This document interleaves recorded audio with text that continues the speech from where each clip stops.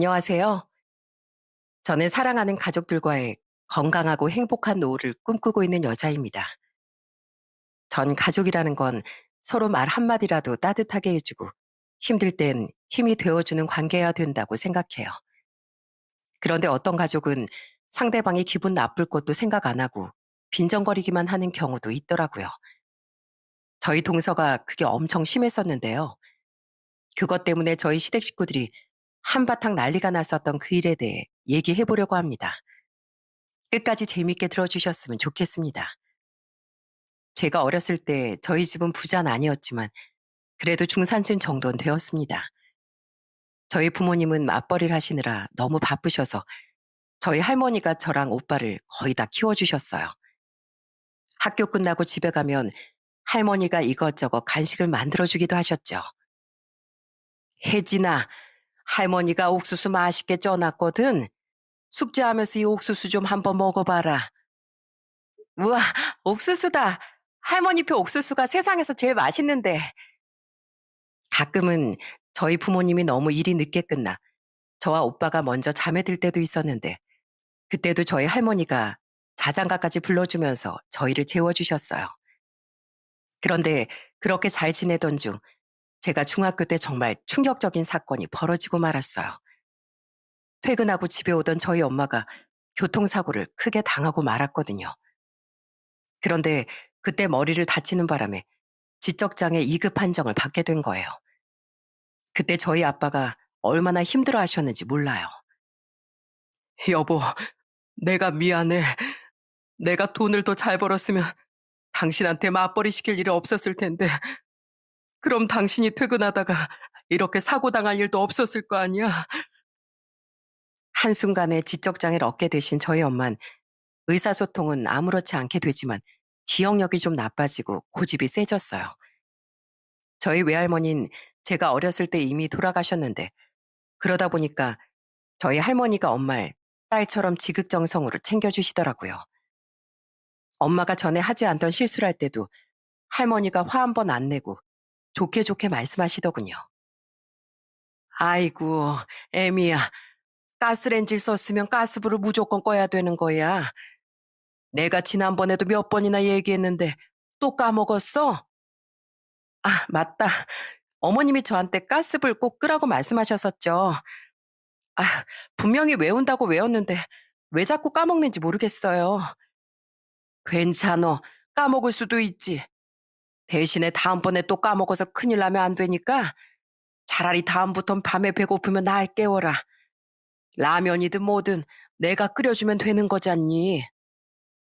한 번은 저희 엄마가 감기 몸살에 심하게 걸린 적이 있었어요. 막 기침도 하고 열도 나길래 저희 오빠가 엄마한테 이렇게 얘기했습니다. 엄마, 열 나는데 병원 가야 되는 거 아니에요? 약이라도 먹어야 감기가 얼른 낫죠. 싫어. 엄마 병원 안 갈 거야. 엄마는 어른이라서 병원 같은 데 안 가도 나을 수 있거든? 엄마가 하도 고집을 부리니까 오빠가 할머니한테 얘기를 하더라고요. 그랬더니 할머니가 엄마 손을 꼭 붙잡고 또 설득을 하셨습니다. 애미야, 네가 빨리 감기가 나야 맛있는 것도 많이 먹고 놀러도 많이 가지. 그리고 네가 그렇게 집에서 기침을 콜록콜록 하고 있으면 혜진이랑 태진이한테도 감기가 옮을지도 몰라. 그러니까 얼른 나랑 같이 손잡고 병원 가자. 싫어요. 병원 가면 주사 맞아야 될 수도 있고 또 약 먹는 것도 싫단 말이에요. 큰 병도 아니고 감기인데 왜 자꾸 병원을 가라는 거예요. 저 진짜 안 가도 된다니까요. 엄마가 계속해서 고집을 부렸지만 할머니가 아이 달래듯이 살살 달래서 결국 병원에 데려가셨어요.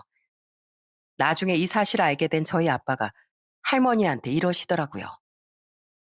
어머니, 오늘 저희 집사람 병원 데려가느라 엄청 고생하셨다면서요. 괜히 저희 집사람 때문에 어머니 고생시키는 것 같아서 너무 죄송하네요. 고생은 무슨, 우리 며느리 내 딸이나 다름없으니까 당연히 내가 챙겨야지. 딸이 몸도 아프고 정신도 아픈데 따뜻하게 보듬어 주는 게 바로 엄마 아니니. 그렇게 저희 집안의 기둥이 되어 주시던 할머니도 제가 대학에 들어가고 나니 어느덧 연세가 80이 넘으셨어요. 나이가 드시다 보니까 기운도 많이 없어지시고 자주 아프시더라고요. 할머니는 틈만 날 때마다 늘 저랑 오빠한테 이런 말씀을 하셨습니다. 얘들아, 너희 엄마 겉으로는 멀쩡해 보여도 세상 혼자 살아가기엔 어려운 분인 거 알지? 그러니까 이 할미가 세상 떠나고 나서도 너희가 너희 엄마를 잘 챙겨야 한다. 알았지? 할머니가 그러실 때마다 저와 오빠는 그렇게 하겠다고 약속을 했어요. 그렇게 항상 저희 엄마를 걱정하시던 할머니는 제가 22살 때 주무시다가 조용히 돌아가시고 말았습니다. 그때 저희 가족들 모두 엄청 슬퍼했는데 특히 저희 엄마가 아주 대성통곡을 하시더라고요. 여보, 나 어머님 없으면 못 살아. 나도 그냥 따라갈래. 어? 나도 어머님 따라갈 거란 말이야. 저희 할머니가 엄마를 워낙 딸처럼 생각해 주셨으니 아마 엄마의 심정이 말로 표현할 수 없을 정도로 힘드셨을 겁니다. 그 이후로도 한동안은 엄마가 매일 할머니의 사진을 끌어안고 우시더라고요. 그렇게 시간이 흘러 대학을 졸업한 전 식자재를 납품하는 회사에 들어가 일을 하기 시작했어요. 그리고 경찰이 된 오빤 30살 때 좋은 사람을 만나 결혼을 하게 되었습니다. 새언니는 진짜 성격도 좋고 착한 사람이었는데 저희 부모님한테 너무 잘해드리니까 저까지 너무 고맙더라고요. 게다가 음식까지 잘하다 보니 저희 엄마가 새언니가 하는 음식을 그렇게 좋아하셨답니다. 새언니, 오늘 우리 엄마한테 떡볶이 해주려고 오신 거예요? 세상에, 저 이번 주 내내 엄마 때문에 귀에 딱지 않는 줄 알았잖아요. 저번에 새언니가 해주신 떡볶이가 그렇게 맛있었다면서 그게 또 먹고 싶다고 진짜 100번 넘게 얘기하는 거 있죠? 아, 안 그래도 아버님한테 그 얘기 듣고 떡볶이 재료 사서 이렇게 바로 온 거예요. 어머님이 제가 해드린 떡볶이가 그렇게 맛있다는데 당연히 제가 해드려야죠. 새언니는 애처럼 구는 저희 엄마를 전혀 귀찮아하지 않고 정말 잘해드리더라고요. 전 오빠가 정말 좋은 사람이랑 결혼한 것 같아서 정말 기분이 좋았습니다. 그런데 항상 좋은 일만 있을 수는 없는 건지 저희 집안에 또 한 번 큰 사건이 발생하고 말았어요. 경찰로 일하는 저희 오빠가 범죄자를 체포하는 과정에서 크게 다치고 만 거예요. 그때 저희 가족들이 놀라서 다 같이 병원으로 달려갔는데 저희 새언니가 눈물까지 흘리면서 이러더라고요. 어머님, 아버님, 걱정하지 마세요.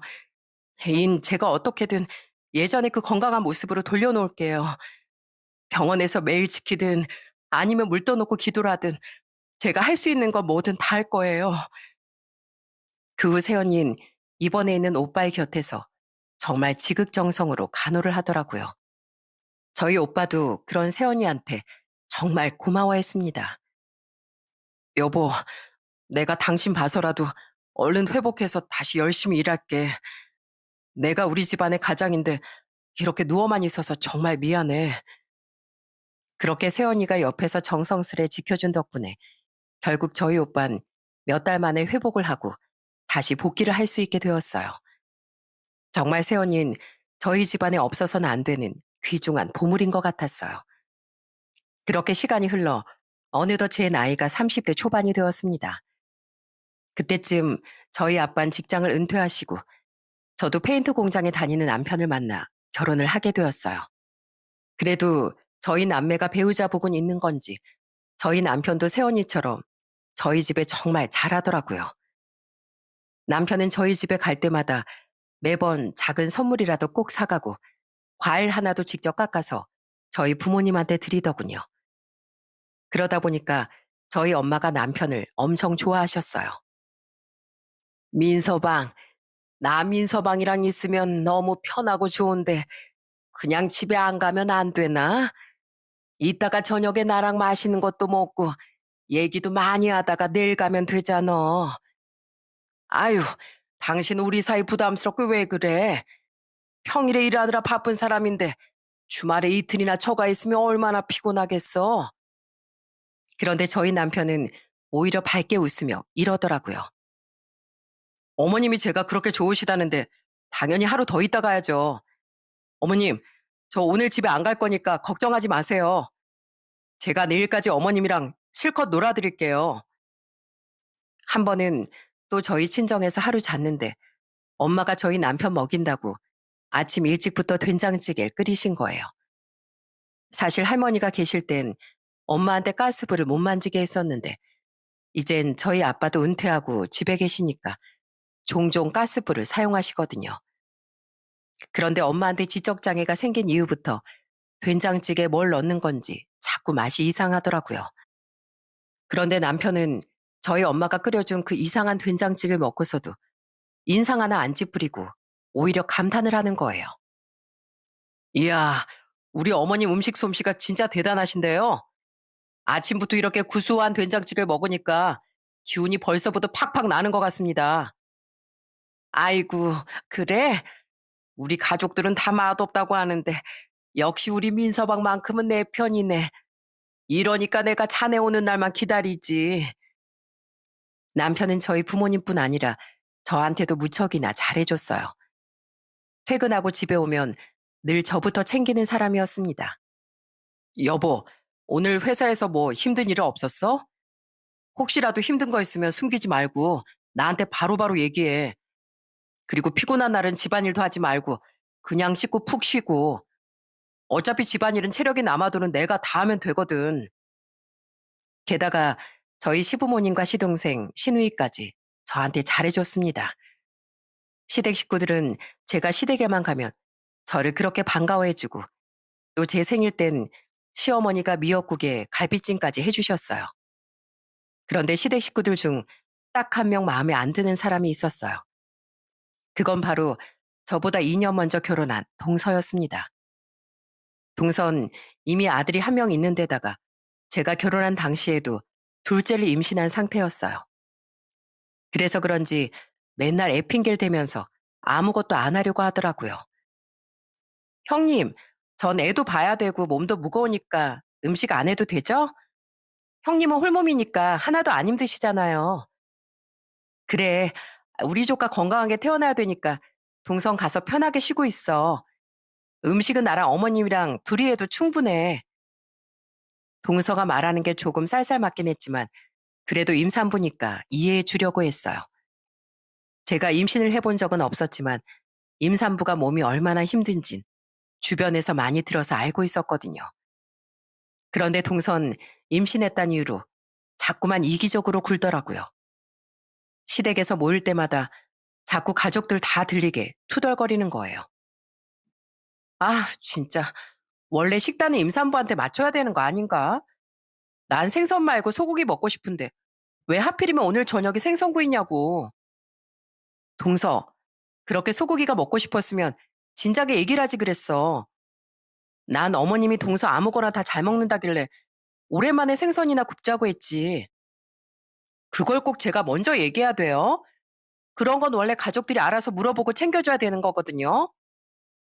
임신해서 성격이 예민해진 건지 아니면 원래부터 저런 건지 저로선 알 수가 없었습니다.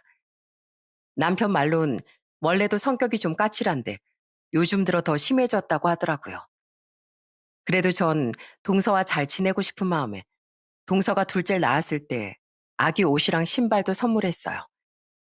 그런데 동서는 제 선물을 보고서 고맙다는 말도 없이 또 빈정거리는 거예요. 형님, 이제 보니까 진짜 센스 없으시네요. 이런 아기 옷이나 신발 같은 건 친구들한테 많이 받는 선물인데 가족이면 이것보단 더 좋은 걸 해줬어야죠. 뭐? 내 딴엔 그래도 좋은 거 고른다고 고른 건데 그게 그렇게 마음에 안 들어? 그럼 그냥 도로 가져갈까? 아니, 뭘 줬던 걸 또 뺏고 그래요. 전 그냥 형님의 센스가 좀 없는 것 같아서 얘기해 드리는 거예요. 아무래도 형님이 애가 없어서 뭘 모르시는 것 같은데 모르시면 주변 친구들한테라도 좀 물어보고 배우세요. 아, 동서. 난 동서 생각해서 선물 사온 건데 내가 이런 소리까지 들어야 돼? 동서 이런 식으로 하면 나 앞으로 동서한테 아무것도 못 해줘. 괜히 좋은 마음으로 해줬다가 또 이런 소리 들으면 나만 기분 나쁘잖아. 저는 동서가 저한테 매번 시비를 거는 것도 짜증났지만 무엇보다도 자꾸만 저한테 애가 없어서 모른다는 식으로 얘기하는 게 너무 기분이 나쁘더라고요. 사실 제가 남편과 결혼한 지 2년이 되었는데도 애가 안 생기고 있었거든요. 그래서 남편과 같이 난임 병원도 다니고 시험관 시도도 해봤는데 계속 실패하기만 했어요. 다른 사람들한텐 잘만 찾아오는 아이가 왜 저희한텐 안 찾아오는 걸까 하는 마음에 하루하루 우울했습니다. 그런데 그 와중에 동선 그런 제 마음도 모르고 자꾸 저를 약 올리더라고요. 형님, 다음 주에 우리 둘째 돌잔치인 거 알죠?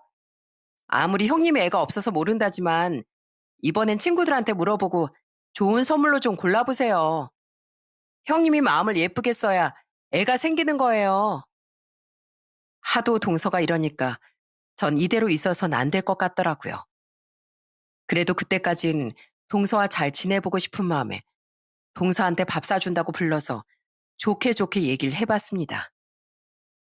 동서, 혹시 나한테 뭐 불만 있어? 같은 며느리끼리 서로 의지하고 친하게 잘 지내면 좋은데 동서가 자꾸 나한테 툴툴거리기만 하니까 내가 동서랑 친해지는 게 힘들어서 그래. 그러니까 나한테 뭐 불만 있으면 그냥 속 시원하게 얘기 좀 해봐. 네? 저 형님한테 불만 없는데요? 그리고 제가 언제 형님한테 툴툴거렸다고 그래요? 툭 하면 나한테 애가 없어서 모른다는 둥, 센스가 없다는 둥, 내가 하는 것마다 다 시비 걸고 짜증내잖아. 그거 나한테 일부러 그러는 거 아니야? 아닌데요? 그냥 제 말투가 원래 그런 것 뿐이에요. 전 아무 의미 없이 얘기한 건데 그걸 꼬아서 드는 형님이 잘못이죠. 결국 그날 동서와의 관계를 개선해 보려던 저의 노력은 수포로 돌아가고 말았습니다. 그 이후에도 제가 몇 번이나 동서와 대화를 시도해 봤지만 나아지는 게 전혀 없었어요. 안 그래도 애가 안 생겨서 우울한데 동서까지 저러니까 힘들더라고요. 그래도 저희 남편이 저와 저희 가족들한테 너무 잘해줘서 힘이 많이 됐습니다. 한 번은 저희 엄마가 길을 걷다가 자전거랑 부딪혀서 다쳤다고 연락이 온 거예요. 알고 보니까 그 자전거도 잘못이지만 저희 엄마도 휴대폰만 보면서 걷다가 자전거가 오는 걸 못 봤다고 하시더군요. 그 소식을 듣고 퇴근하자마자 남편이랑 같이 달려갔는데 남편이 저희 엄마를 위로해드리면서 이러더라고요. 어머님, 몸은 좀 괜찮으세요? 그래도 생각보다 많이 안 다치셔서 다행이네요. 그나저나 걸을 때 휴대폰만 보면서 걸으면 위험하니까 앞으로는 조심하셔야 돼요. 아휴, 휴대폰에 재밌는 게 많은데 어떡해. 길은 가야 되고 유튜브는 보고 싶고 나보고 어떡하란 말이야. 그러니까 재밌는 건 집에서 보면 되는 거잖아요. 어머님이 또 그렇게 휴대폰만 보면서 걷다가 다치시면 제 마음이 너무 아프단 말이에요. 어머님 저 엄청 좋아하시죠? 그러니까 저 생각해서라도 다음부턴 꼭 조심하세요. 아셨죠? 남편이 이렇게 가족들을 많이 챙기니까 저희 가족들도 남편을 정말 좋아하더라고요. 그런데 제가 결혼한 지 3년쯤 됐을 때 동서가 또 셋째 아들을 낳게 되었어요. 그런데 아들만 셋 낳았다고 아주 유세를 부리기 시작하더라고요. 형님, 예전엔 며느리가 아들 못 낳으면 소방 맞았던 거 알죠? 제가 우리 집안에 형님 못까지 아들 셋을 가져다 줬으니까 앞으로 형님은 저한테 잘하셔야 돼요. 형님은 결혼한 지 3년 됐는데 아직 한 명도 못 낳았잖아요. 동서, 꼭 말을 그런 식으로 해야겠어? 나도 애 낳기 싫어서 안 낳는 거 아니야. 그러니까 제발 그런 식으로 얘기 좀 하지 마. 제가 무슨 얘기를 했다고 그래요. 아, 진짜 형님 무서워서 아무 말도 못 하겠네. 동서는 그렇게 말하더니 갓난쟁이 셋째 조카를 안고선 이러는 거예요. 서준아, 너네 큰엄마 되게 예민하시다. 그치? 그게 다 애가 안 생겨서 그러는 거니까 우리가 이해해야 돼. 어차피 너희 큰엄마랑 큰아빤 나중에 재산 물려줄 자식도 없거든. 그러니까 나중에 너희 큰엄마랑 큰아빠 돌아가시면 너희가 그 재산 다 가지는 거야. 그러니까 큰엄마가 짜증내도 우리가 좀 이해해 주자. 세상에 전 그렇게 얘기하는 동서를 보고 정말 기가 막혀 죽는 줄 알았습니다. 그런데 그 얘기를 저만 들은 게 아니라 저희 시아버지까지 들으셨어요. 시아버진 그 얘기를 듣자마자 동서한테 크게 화를 내시더라고요.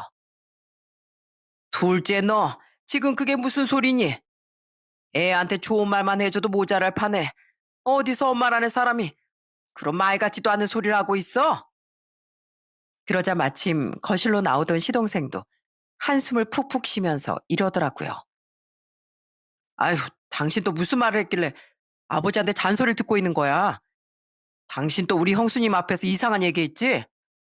내가 제발 부탁이니까 그 입 좀 조심하라고 했잖아. 아 진짜? 아 왜 다들 나만 가지고 난리야. 사람 입이 뚫렸으면 하고 싶은 말 하면서 살 수도 있는 거지. 내가 시댁에 와서 매번 눈치 보면서 얘기해야 되냐고. 가족들이 다 뭐라고 하는데도 동선 자기가 뭘 잘못했는지 모르는 것 같더라고요. 그래서 저도 어느 순간부턴 동서와 잘 지내야겠다는 생각을 안 하게 됐어요.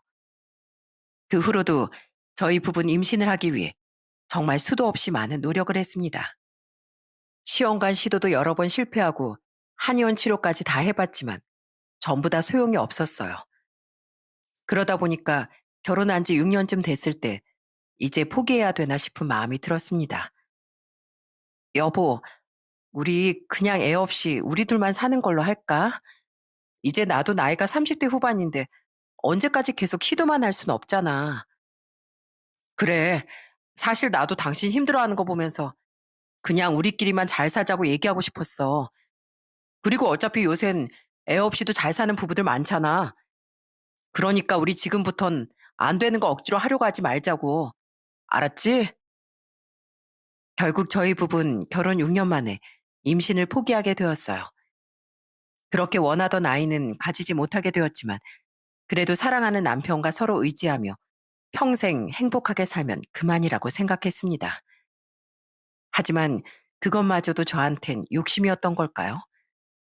결혼한 지 7년쯤 됐을 때부터 남편이 점점 몸이 안 좋아지기 시작하는 거예요.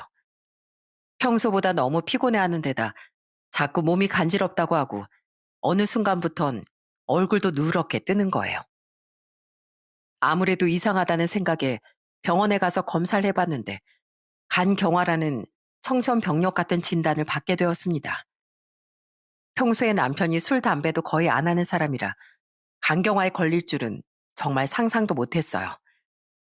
그런데 알고 보니까 술을 안 마셔도 비만이나 당뇨, 자가 면역 질환 같은 것 때문에 간경화에 걸릴 수도 있다고 하더라고요. 그 후 남편은 약물 치료 시도했지만 잘 호전되지 않았습니다. 결국엔 의사가 간 이식까지 추천을 하더라고요. 지금 환자분한텐 간 이식이 최선입니다. 가족분들 중에 적합하신 분들이 있으면 이식 수술 해주셔도 되고 아니면 공여자가 나타날 때까지 기다리셔야 돼요. 간 이식을 하지 않으면 목숨이 위험할 수도 있다는 말에 저희 가족들 모두 얼마나 충격을 받았는지 몰라요. 특히 저희 시아버지는 눈물까지 보이시면서 이러시더라고요. 혜미야, 우리 아들 불쌍해서 어떡하니? 우리 아들 어렸을 때부터 정말 우리 집안을 위해서 희생 많이 했던 애야. 우리 집안 형편이 안 좋다 보니까 고등학교 때부터 신문 배달까지 하고 내가 돈이 없어서 우리 아들 대학도 못 보냈다. 그런데도 우리 아들은 가난한 집안 형편을 원망하지도 않고 고등학교 졸업하자마자 취업해서 돈 벌러 다니는 애야. 지금 살고 있는 이 집도 우리 아들이 해준 거나 마찬가지라고. 사실 저희 시댁이 형편이 좀 안 좋은 편이긴 했는데 예전엔 지금보다 훨씬 더 안 좋았다고 하더라고요. 원래 시부모님이 사시던 집이 연탄 보일러를 떼는 집이었는데 남편이 결혼 전에 돈을 벌어서 조금 더 좋은 집으로 이사를 시켜드렸대요. 그렇게 가족을 위하며 살았던 남편한테 그런 큰 병이 생겼다고 하니까 가족들 모두 얼마나 힘들어했는지 모릅니다. 그런데 얼마 후 저희 시동생이 남편을 위해 나서더라고요. 형, 내가 형한테 간 이식해 줄 테니까 걱정하지 마. 내가 병원 가서 검사해 봤는데 다행히 이식에 적합하다고 하더라고. 우리 어머니랑 아버진 연세도 많으신데 당연히 동생인 내가 형을 구해야 되는 거잖아. 그런데 그때 동서가 기겁을 하면서 날뛰기 시작했어요. 뭐라고? 당신 나한테 그런 얘기 한마디도 없었잖아. 애가 셋이나 있는 사람이 그게 무슨 미친 소리야? 미친 소리라니. 당장 우리 형이 큰일 나게 생겼는데 동생인 내가 이식 안 해주면 누가 이식을 해줘? 당신이 아주버님 동생이기만 해? 내 남편이자 우리 애들 아빠이기도 하잖아. 당신 아주버님한테 간이식 해주다가 잘못되면 어떡할 건데? 그럼 나랑 우리 애들 어떡할 거냐고. 동서가 그렇게 길길이 날뛰는데도 저희 시부모님은 물론이고 저까지 아무 말도 할 수가 없었어요. 사실 저도 동서의 마음을 알 것 같았거든요. 동서 말대로 간이식 수술을 하다가 잘못될 수도 있는 거고 수술 후에 후유증이라도 생기면 일을 못하게 될 수도 있는데 애가 셋이나 있는 가장이 시도하기엔 너무 위험했으니까요. 하지만 저는 제가 사랑하는 남편이 이식 수술을 받지 못해 세상을 떠나는 건 절대 볼 수가 없었습니다. 그래서 조용히 병원에 가서 간 이식 적합성 검사를 했어요. 그런데 정말 다행히도 수술에 적합하다고 나오더군요. 결국 저는 그 이후에 시댁에서 다 같이 모였을 때 시댁 식구들한테 중대 발표를 했습니다. 서방님, 우리 그 간 이식 제가 할게요. 얼마 전에 병원 가서 검사해봤는데 이식 수술 할 수 있다고 하더라고요. 서방님은 애들도 셋이나 있으니까 건강한 몸으로 애들한테 더 신경 쓰셔야죠. 그리고 동서, 수술은 내가 할 거니까 너무 걱정하지 마. 서방님이 우리 남편 때문에 잘못되는 일 절대 없게 할 거야. 그런데 제가 그렇게 얘기하자 동서가 코웃음을 치면서 저한테 이러는 거예요. 참, 진작에 형님이 한다고 했어야지. 왜 괜히 절 걱정하게 만들어요? 그리고 해주면 해주는 거지. 굳이 가족들 다 있는 데서 그렇게 심각하게 얘기해야겠어요? 아휴, 마누라로서 당연히 해줘야 되는 거 가지고 엄청 생색내네. 그러자 옆에 있던 시동생이 또 불같이 화를 내기 시작했습니다. 당신 진짜 미쳤어? 아무리 사랑하는 부부 사이에도 이식 수술 같은 거 해주는 게 그렇게 쉬운 일인 줄 알아? 우리 형수님이 큰맘 먹고 형을 위해서 수술해 주신다는데 당신이 무슨 자격으로 그딴 소리를 하냐고? 아, 진짜. 왜 또 나한테만 난린데? 왜 다들 형님 편만 드냐고? 그런데 그렇게 동서랑 시동생이 싸우는 와중에 저희 남편은 충격을 받아서 저한테 울고불며 이러더라고요. 여보, 이건 아니야. 나 때문에 당신 수술대 오르게 할 수는 없어. 차라리 내가 아프고 말지. 당신한테 그런 수술을 못 시킨단 말이야. 여보, 그러지 말고 그냥 우리 조금만 더 기다려보자. 다른 공여자가 나타날 수도 있으니까 조금만 더 기다려보자고. 그러자 저희 시부모님도 제 손을 붙잡으면서 이러시더라고요. 그래, 애미야. 아무리 우리 아들이 중요하다지만 어떻게 너한테 그런 희생을 하라고 할 수가 있겠니? 내가 너랑 사돈 들게 죄송해서라도 그렇겐 도저히 못하겠다. 아니에요, 어머님. 제가 그동안 이 사람 때문에 얼마나 행복하게 살았는데 아플 때 나 몰라라는 건 사람의 도리가 아니죠. 그리고 안 그래도 저희 부모님한테 미리 말씀드리고 허락도 받았어요. 부모님께서 걱정하시긴 했는데 그래도 제가 결정한 거니까 응원해 주겠다고 하시더라고요. 저희 부모님도 이가 아파서 엄청 가슴 아파하셨거든요. 그 후 저와 남편은 수술 날짜를 잡고 수술을 하게 되었어요. 천만다행으로 둘 다 아무 문제 없이 수술이 무사히 끝나게 되었습니다. 시댁 식구들은 물론이고 저희 친정 부모님도 오셔서 절 걱정해 주시더라고요. 나중에 수술에서 깨어난 남편은 절 보고 미안하다며 계속 울기만 했어요. 그래서 전 남편의 손을 꼭 잡고 이렇게 얘기했습니다. 여보, 이제 내 간이 당신 몸속에 들어갔으니까 이제 우린 영원히 함께하는 거야. 원래 부부는 일심동체라는 말도 있잖아. 우린 실제로도 몸을 공유하게 됐으니까 더욱 우리 사이가 돈독해진 거라고 생각하자. 여보, 내가 정말 미안해. 나 때문에 당신한테 이런 큰 수술까지 받게 하고 내가 앞으로 당신한테 더 잘할게. 그렇게 간이식 수술을 성공적으로 마친 후 저와 남편은 일주일간의 입원을 마치고 집으로 돌아올 수 있게 되었어요. 하지만 몸의 장기를 일부 떼어낸 거다 보니 한동안은 컨디션이 안 좋더라고요. 그래서 집에서 요양을 하며 쉬다가 한 달 정도 지나니까 어느 정도 일상을 회복할 수 있게 되었어요. 그래서 오랜만에 시댁에 갔는데 저희 시어머니가 현관까지 달려나와선 저한테 이러시는 거예요. 아이고, 몸도 안 좋고 피곤할 텐데 뭐하러 여기까지 왔어? 아유, 그렇게 서 있지 말고 내가 따뜻한 이불에 전기장판까지 켜줄 테니까 얼른 들어와서 쉬어라. 시부모님은 혹시라도 제가 컨디션이 나빠지거나 감기라도 걸릴까봐 전전긍긍하셨어요. 게다가 간이식 수술을 한 이후엔 염분 많은 음식이 안 좋다고 하니까 일부러 반찬도 다 싱겁게 만드시더라고요. 그러다가 제가 수술한 지 3개월 정도 지났을 때 병원에서 검사를 해보니 원래 간의 85%까지 크기가 돌아왔다는 거예요. 그래서 시댁에 갔을 때 시어머니한테 그 얘기를 했더니 엄청 기뻐하시더군요. 아이고, 그거 참 잘 됐다. 내가 우리 예쁜 며느리 몸을 떼어낸 것 같아서 너무 가슴이 아팠는데 다시 원래대로 회복될 수 있다고 하니까 정말 다행이구나. 그런데 그때 옆에서 듣고 있던 동서가 또 혼잣말로 빈정거리는 거예요. 참나, 다들 진짜 유난이시네. 어차피 다시 자라는 간인데 좀 떼어내면 어때서? 아휴, 누가 보면 아주 죽었다 살아난 줄 알겠네. 그러자 시어머니가 동서한테 따끔하게 한마디 하시더라고요. 뭐라고? 유난? 그러는 넌 네 남편이 간이식 해주겠다고 했을 때 왜 그렇게 유난을 떨었어? 네 형님한테 그렇게 빈정거릴 거면 너도 그때 유난 떨지 말았어야지. 시어머니가 그렇게 말하자 평소엔 싫은 소리도 잘 안 하던 시누이까지 나서더라고요. 그래요, 작은 올케 언니. 솔직히 우리 집에서 유나는 작은 올케 언니가 제일 많이 떨었잖아요. 우리 큰 올케 언니 덕분에 작은 오빤 수술 안 하게 됐으니까 작은 올케 언니 그냥 조용히 입 다물고 고마워하기나 해요.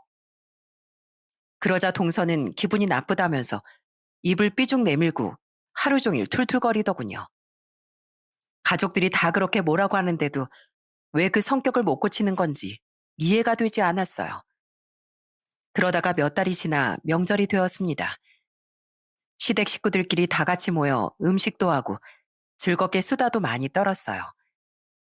남편이랑 저랑 둘 다 수술을 잘 마치고 이렇게 건강하게 웃을 수 있는 게 너무 감사하다는 생각이 들더라고요.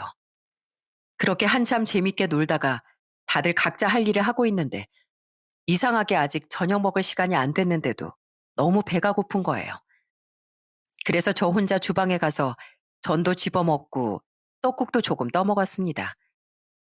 그런데 마침 부엌에서 애들 밥을 먹이고 있던 동서가 또다시 저한테 시비를 걸기 시작했어요. 아유, 점심 먹은 지 몇 시간이나 됐다고 또 먹어요? 애도 못 낳는 사람이 잘 처먹네요. 뭐라고? 애도 못 낳는 사람이 잘도 처먹는다고? 왜? 애 못 낳는 사람은 배고플 때 음식도 먹으면 안 되는 거야? 당연하죠. 옛날엔 애 못 낳는 며느린 죄인이라고 했어요. 그런데 형님은 결혼한 지 10년 다 돼가는데 애를 한 명도 못 낳았으면 밥도 눈치 보면서 먹어야 되는 거 아니에요? 형님이 그렇게 돼지같이 식탐이 많으니까 애가 안 생기는 거예요. 뭐? 동서 진짜 미쳤구나. 아무리 내가 싫어도 그렇지. 어떻게 그런 심한 막말을 해. 그래, 나 식탐 많은 돼지다. 요즘에 컨디션이 괜찮아져서 운동도 좀 하고 그랬더니 출출해서 좀 집어 먹었다고. 그런데 내가 이렇게 먹은 게 동서한테 무슨 피해라도 줬어? 왜 사람 먹는 거 가지고 쓸데없이 시비 걸고 난리야? 피해를 주지 그럼 안 줬어요? 내 눈앞에서 집어먹는 거 꼴보기 싫다고요. 애도 못 낳는 주제에 목소리만 더럽게 커가지고 저도 형님이랑 이렇게 싸우는 거 진짜 짜증나거든요. 별것도 아닌 거 가지고 시비를 거는 동서의 모습에 정말 눈이 뒤집어지는 줄 알았습니다. 그래서 한마디 더 하려는데 갑자기 방에서 시어머니가 나오셨어요. 시어머니가 저희의 대화를 다 들으셨는지 잔뜩 화난 얼굴로 동서한테 이러시더라고요. 둘째 너, 잠깐 기다려. 내가 가만히 안 둘 테니까 여기서 기다리고 있으라고. 얘들아, 어른들끼리 할 얘기가 있으니까 방에서 조용히 좀 놀고 있을래? 시어머니는 조카들을 방에다 데려다 주시더니 다시 부엌으로 나오시더군요. 그런데 부엌으로 온 시어머니가 갑자기 동서의 뺨을 세게 후려치시는 거예요. 그 바람에 동선 물론이고 저까지 얼마나 놀랐는지 몰라요.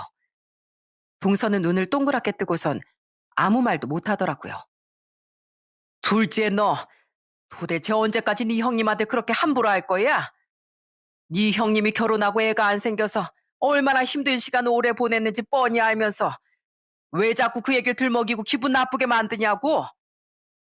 자, 형님이 애가 안 생기는 게 저 때문이에요? 그냥 전 있는 사실 그대로 얘기한 건데 왜 저한테만 뭐라고 하시냐고요? 그리고 형님은 애가 안 생겨서 아주버님과 둘이 알콩달콩하면서 여태까지 편하게 살았지만 전 애새 키우느라 엄청 고생했거든요? 그런데 어머님이고 아버님이고 다 맨날 형님 편만 드시잖아요. 그까짓 간이식 좀 해줬다고 맨날 공주 대접에다 금이야 오기야 애지중지하는 거 진짜 꼴 보기 싫었거든요? 뭐라고? 그깟 간이식이라니. 너 그게 얼마나 힘든 결정인지 나 알고 말하는 거야? 다행히 둘 다 수술이 잘 됐으니 망정이지. 안 그랬으면 수술하다 잘못됐거나 후유증으로 힘들어했을 수도 있어. 네 형님이 남편 하나 살려보겠다고 큰 결심하고 희생한 건데 아무것도 도와준 것도 없는 네가 무슨 자격으로 그딴 말을 짓거려? 결혼하고 애도 못 낳는 여자면 남편한테 그 정도는 해줘야지 정상 아니에요? 여자 구실 못하니까 그렇게라도 해야죠. 그게 싫었으면 저처럼 애를 둘 셋은 순풍순풍 낳던가요. 그런데 그때 남편과 시동생 그리고 시아버지까지 부엌으로 달려오시더군요. 아까 셋이서 같이 외출하셨는데 소란스런 사이에 집에 들어오셨나 봐요. 시아버지도 동서한테 불같이 화를 내시고 시동생은 동서를 아주 쥐잡듯이 잡더군요. 당신 진짜 미쳤어? 당신이 뭔데 자꾸 우리 형수님한테 그딴 식으로 대하는 거야? 나 솔직히 아직도 형수님 볼 때마다 미안해 죽겠어. 내가 처자식 딸린 사람만 아니었어도 우리 형한테 내 간이식 해줄 거였는데 형수님이 나 대신에 수술해 준 것 때문에 진짜 미안해 죽겠단 말이야. 그런데 당신은 우리 형을 살려준 형수님한테 어떻게 그럴 수가 있어? 형수님 아니었으면 우리 형 어떻게 됐을지 몰라. 우리 가족이랑 영영 못 보게 됐을 수도 있다고. 아이 진짜 왜 다들 나만 갖고 난리야? 난 그냥 말 한마디 했을 뿐인데 왜 다들 날 못 잡아먹어서 안달이냐고. 그러자 이번엔 저희 남편까지 동서한테 화를 내더군요. 재수 씨, 내가 그동안은 그래도 내 동생 와이프니까 참아보려고 했는데 이제 더 이상은 안 되겠네요. 가족끼리 할 말이 있고 못할 말이 있지. 어떻게 우리 와이프한테 그런 얘기를 해요? 한 번만 더 우리 와이프한테 그런 심한 말 짓거렸다간 제가 가만히 안 둡니다. 아시겠어요?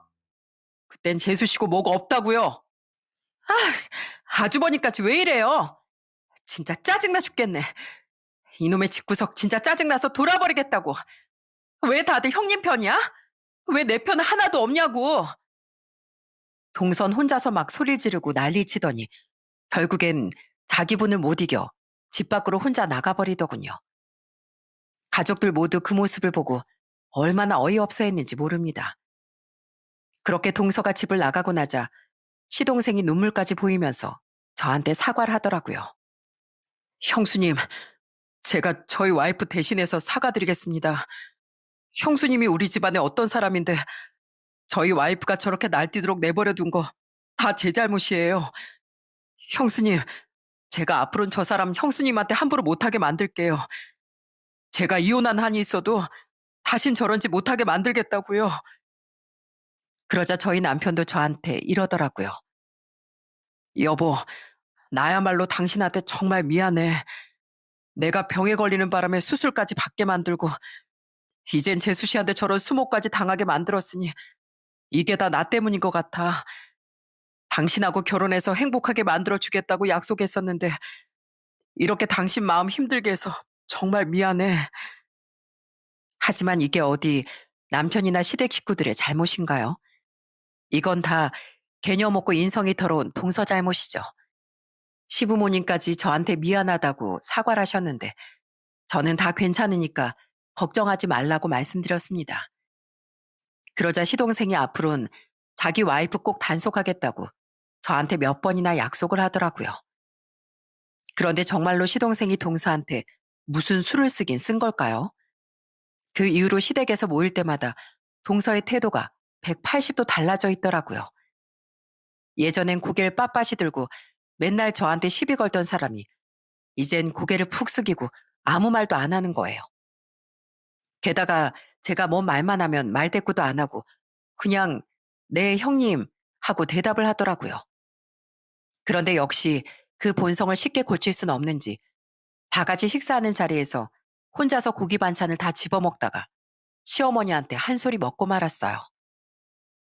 둘째 너, 다 같이 밥 먹는 자리에서 왜 이렇게 욕심을 부려? 내가 이거 너 혼자 먹으라고 만든 건 줄 아니? 우리 가족들 다 같이 먹으라고 만든 건데 왜 며칠 굶은 사람처럼 혼자 개걸스럽게 먹어치우냐고. 아니 그게 아니라 저 원래 고기 반찬 좋아하는 거 아시잖아요. 안 그래도 요즘에 애 셋이나 키우느라 체력도 딸리고 힘들단 말이에요. 여기서 안 힘든 사람이 어디 있어? 다들 각자 직장 생활하느라 힘든 건 똑같아.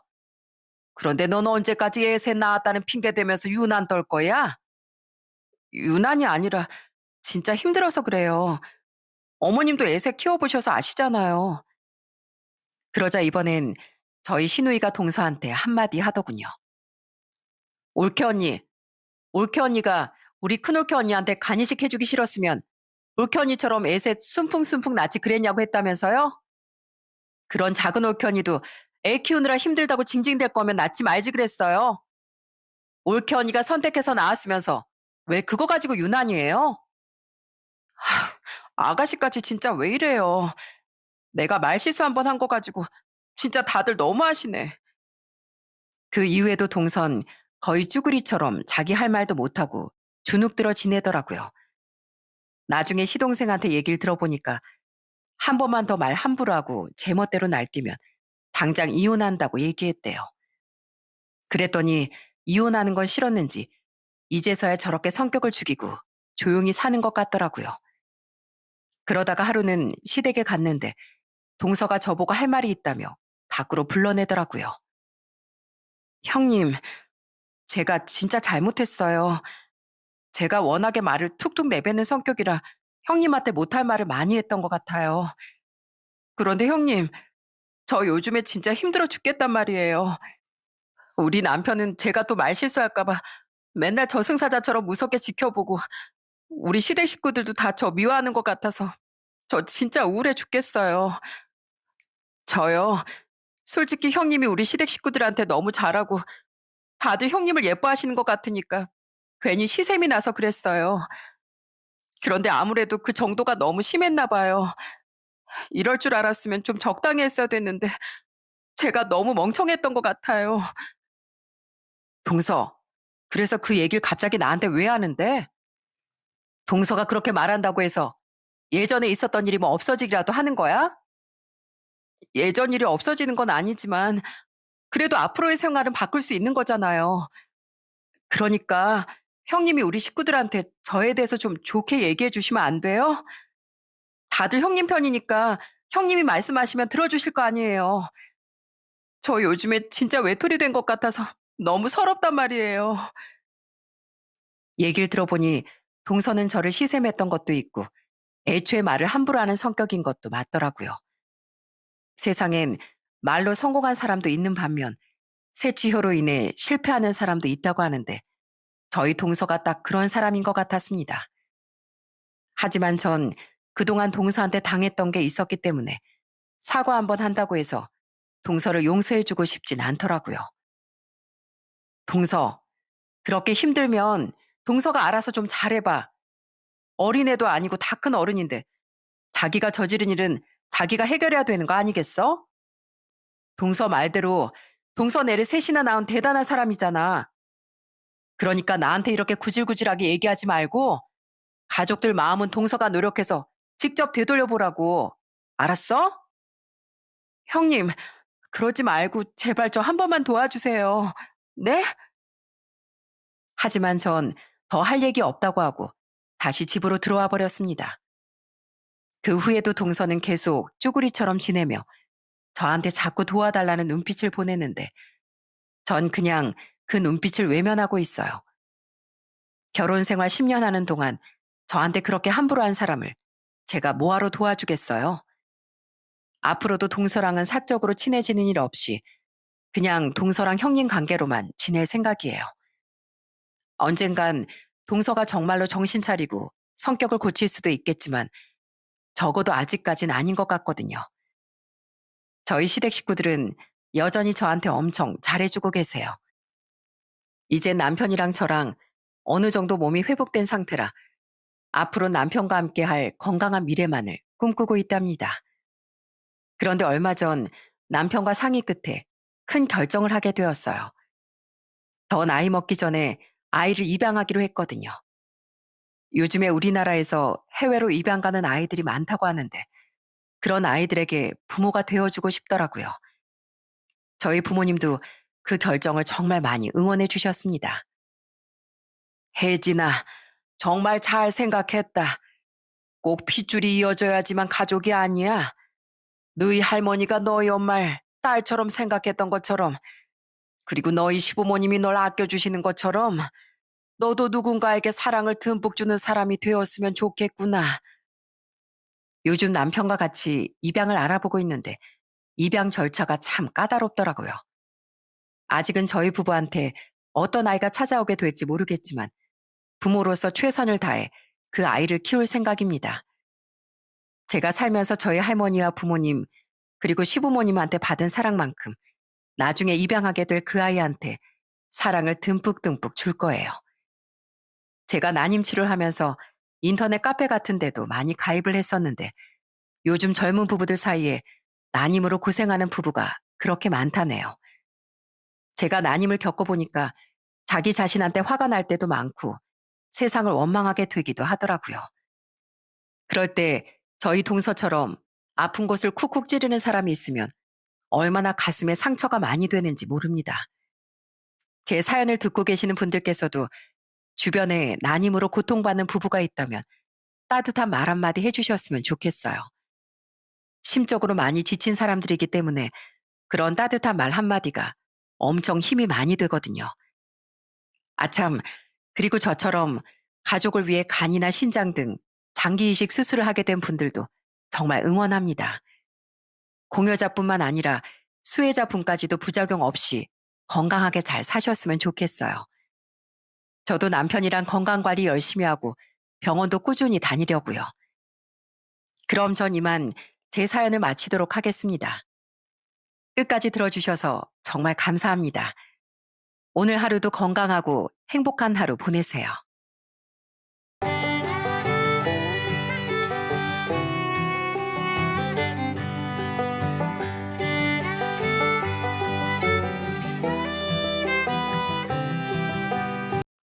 안녕하세요.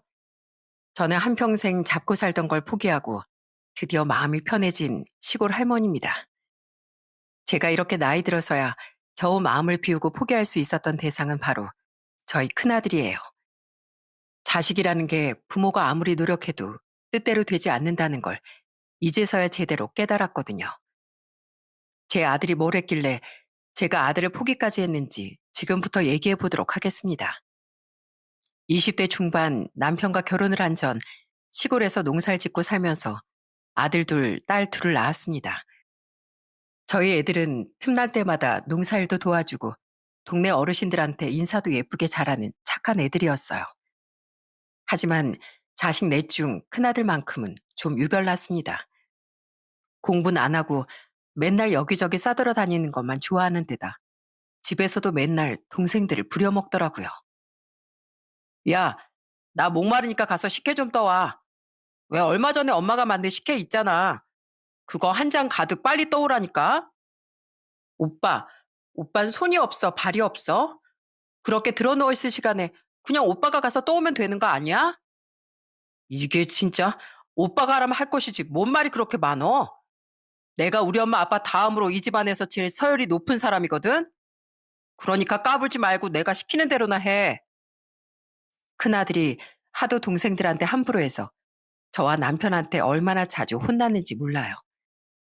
그런데도 정신을 못 차리고 맨날 이거 사달라, 저거 사달라, 조르기만 하더라고요.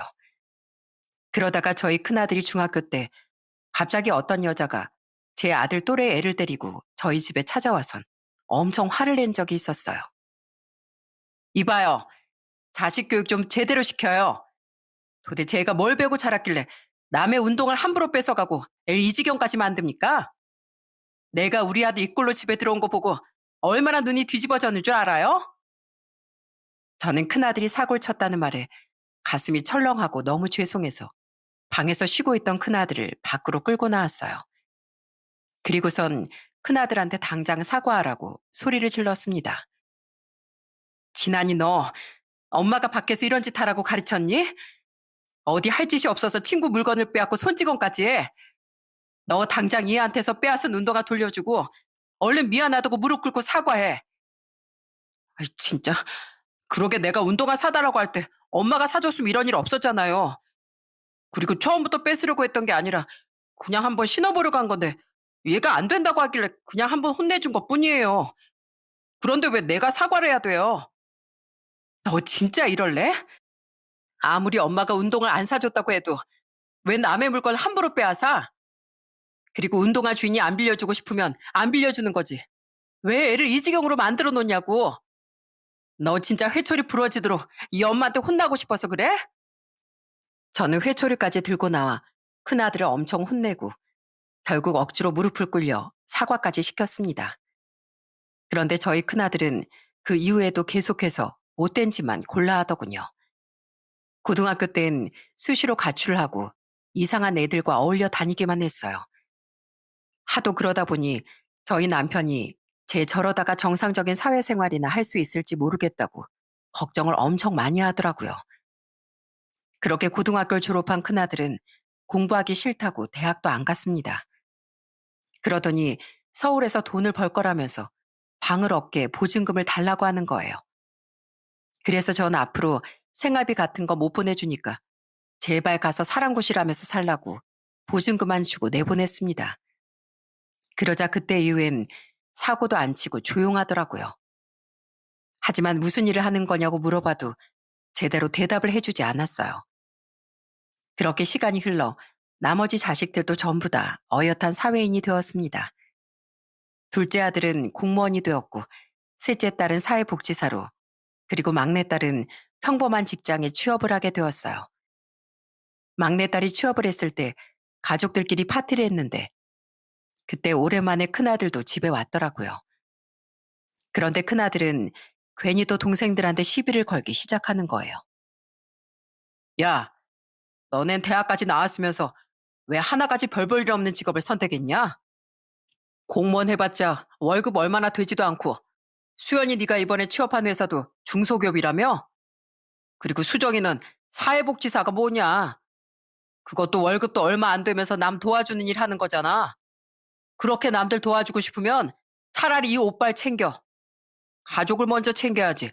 왜 남을 먼저 챙기고 있어? 오빠나 제대로 살아. 엄마한테 보증금까지 받아서 서울 나가선 도대체 뭘 하면서 사는 거야? 오빠 설마 이상한 일 하는 거 아니지? 참나, 나 이상한 일 하는 거 전혀 아니거든. 나 이래봬도 공장에서 성실하게 몇 년째 일하고 있는 사람이야. 그런데 너희들은 대학까지 나온 애들이 오히려 나보다 월급도 적지? 어이구, 그럴 거면 뭐하러 대학을 다녔는지. 한심하다, 한심해. 큰아들은 여전히 동생들을 무시하긴 했지만 그래도 전 큰아들이 공장을 다닌다는 말에 이상한 일 하지 않고 성실하게 일을 하는 것 같아 다행이라고 생각했어요.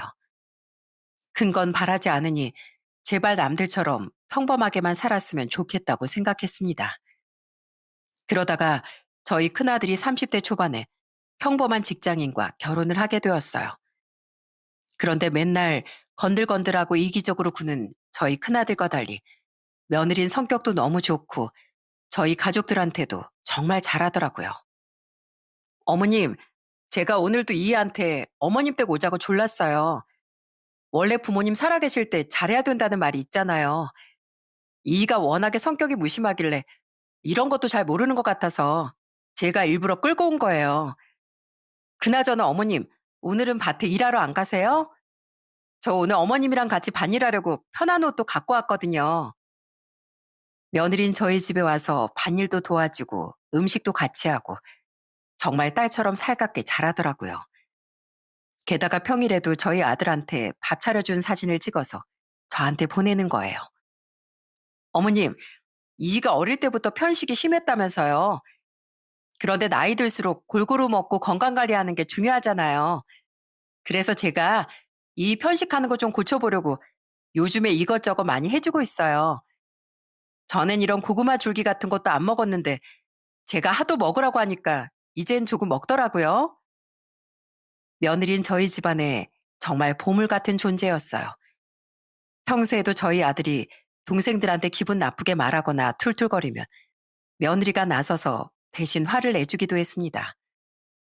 그러다 보니까 며느리가 저희 둘째 아들과 딸들이랑도 정말 잘 지냈어요. 사고 뭉친 저희 큰아들이 그렇게 착한 며느리를 만났다는 게 정말 감사하고 또 감사했습니다. 그렇게 시간이 흘러 저희 둘째랑 셋째도 결혼을 하게 되었어요. 이제 며느리 둘의 사이까지 있으니 식구가 북적북적해서 너무 좋더라고요. 하지만 그 와중에도 자꾸만 철없이 구는 저희 큰아들 때문에 작은 며느리와 사이한테 미안할 때도 많았습니다. 한 번은 저희 큰아들이 사위가 타고 다니는 차를 한 번만 타게 해달라고 조르더니 결국 그 차를 타고 나갔다가 사고를 낸 거예요. 그런데 그 와중에 미안하다고는 안 하고 오히려 큰 소리를 치더라고요. 매제, 사람이 차를 몰다 보면 사고가 좀 날 수도 있는 거지.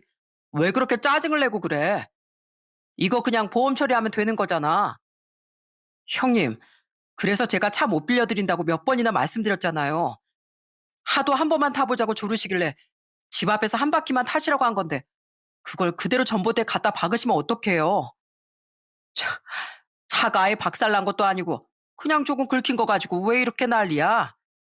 매제 지금 새 차 샀다고 유난 떠는 거야?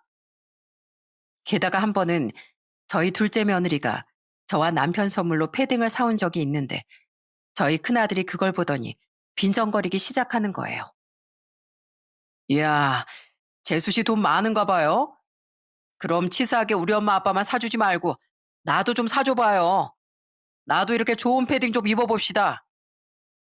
저희 둘째 며느리가 너무 착해서 당황한 얼굴로 아무 말도 못하니까 저희 남편이 대신 한마디 하더라고요. 진아니 너 좋은 패딩이 입고 싶으면 네가 번 돈으로 사 입으면 되지. 왜 네 재수 씨한테 사달라고 난리야?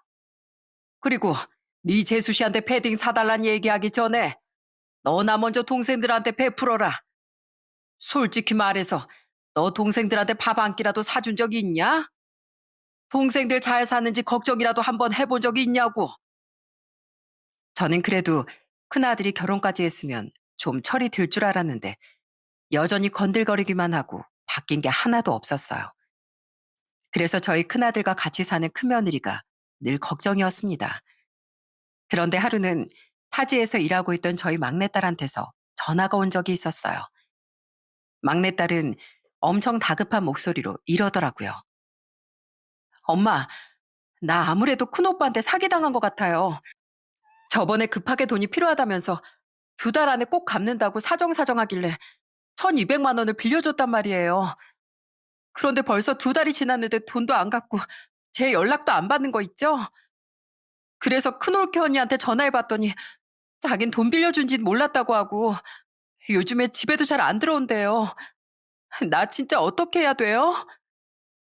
저는 그 전화를 받고 너무 놀라 남편이랑 같이 급하게 큰아들네 집으로 올라갔습니다. 그런데 가보니 저희 아들은 없고 큰며느리만 집에 있더라고요. 제가 큰며느리한테 우리 아들 어디 있는지 아냐고 물어보니까 울상을 치으면서 이러더군요. 어머님, 저도 그이가 지금 어디서 뭐 하는지 너무 궁금해요. 요즘에 툭하면 집에 안 들어오고 제 연락도 안 받는단 말이에요. 뭐라고? 네 연락까지 안 받는단 말이야? 아휴, 도대체 우리 아들이 무슨 짓거리를 하고 다니는 거니? 저도 진짜 모르겠어요. 사실 그동안 어머님이랑 아버님이 걱정하실까 봐 말씀 안 드렸는데 저 그동안 이이랑 살면서 너무 힘들었어요. 생활비는 한 번도 안 갖다 주고 버는 돈은 맨날 술 먹는데 펑펑 쓰기만 하더라고요. 게다가 툭하면 술 먹고 모르는 사람이랑 싸우는 바람에 경찰서에도 끌려가고 심지어 한 달 전엔 저한테 말도 없이 직장까지 그만둔 거예요. 저요. 그래도 제가 선택한 남편이니까 어떻게든 사람 만들어 보려고 했거든요. 그런데 제가 아무리 노력하고 노력해도 달라지는 게 없더라고요. 저는 큰며느리가 저랑 통화하거나 저희 집에 올 때마다 항상 생글생글 잘 웃길래 잘 사는 줄 알았는데 알고 보니까 저희 큰아들 때문에 마음고생을 정말 많이 하고 있었던 것 같더군요. 저는 너무 화가 나서 큰아들이 집에 들어올 때까지 남편과 기다리기로 했습니다.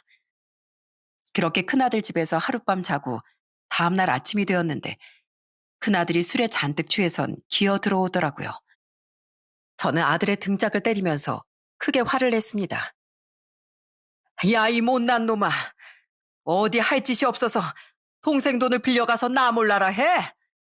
너 그거 우리 수연이가 혼자 자취하고 살면서 얼마나 아끼고 아끼면서 모은 돈인 줄 알아? 너 그 돈 어디에다가 썼어? 어디다 썼길래 돈도 안 갖고 네 동생 연락까지 무시하냐고? 에이씨, 동생 돈 좀 쓴 거 가지고 왜 등짝을 때리고 난리예요?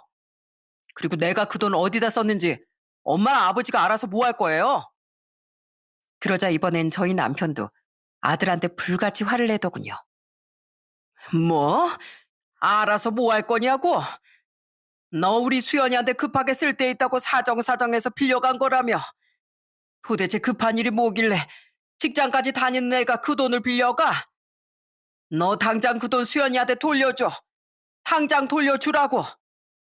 돈이 없는데 어떻게 돌려줘요? 그리고 원래 가족끼린 빌려주는 게 아니라 주는 거랬어요. 오빠한테 돈 빌려주면서 그걸 돌려받을 생각한 게 잘못이죠. 그 말에 더 화가 난 남편은 그날 다 큰 아들한테 또다시 회초리를 들며 엄청 화를 냈습니다. 하지만 이젠 아들이 저희 남편보다도 덩치가 컸기 때문에 몸싸움으로 이길 순 없었어요. 결국 큰아들은 자긴 돈 없다면서 배째라는 식으로 나오더라고요. 저는 너무 속이 상해 막내딸한테 큰아들이 빌려간 1,200만 원을 대신 갚아줬습니다. 그러자 막내딸이 엄마 아빠한테 이 돈 받을 수 없다며 거절을 하더라고요. 수연아, 너한테 그 돈 정말 소중한 돈이지 않니? 우리가 네 오빠를 잘못 키운 탓이니 그냥 이 돈 받아주렴. 엄마, 저 진짜 큰오빠 용서 안 할 거예요. 어릴 때부터 그렇게 사고만 치더니 이 나이 되도록 이럴 줄은 몰랐어요. 저 진짜 큰오빠랑 앞으로 말도 안 섞을 거라고요. 그런데 그 이후 저희가 그 돈을 막내딸한테 대신 갚아줬다는 소식을 들은 큰며느리가 저를 찾아왔습니다. 어머님, 아버님, 제가 남편 간수를 더 잘했어야 하는데 제가 능력이 부족해서 이런 일이 일어난 것 같아요. 제가 모은 돈이 많지 않아서 다는 안 되지만 이거라도 좀 받아주세요. 어머님, 아버님이 농사 지으면서 힘들게 모으신 돈 저희 남편 때문에 잃으신 것 같아서 죄송해서 그래요. 며느린 그렇게 말하며 저희한테 500만 원이 들어있는 돈 봉투를 주더군요. 저는 그걸 보고 깜짝 놀라 며느리한테 돈 봉투를 다시 되돌려줬습니다. 아유, 잘못은 우리 아들이 했는데 왜 네가 이걸 대신 갚니? 우리야말로 사돈께서 귀하게 키운 날 우리 아들 때문에 고생시키는 것 같아서 미안해 죽겠다. 그러니까 이 돈은 도로 가져가거라. 세상에 이미 저희 아들 때문에 마음고생이 심할 텐데도 시부모가 걱정되어 돈 500만 원을 보태려고 하는 큰며느리의 마음씨 너무 고맙고 미안하더라고요.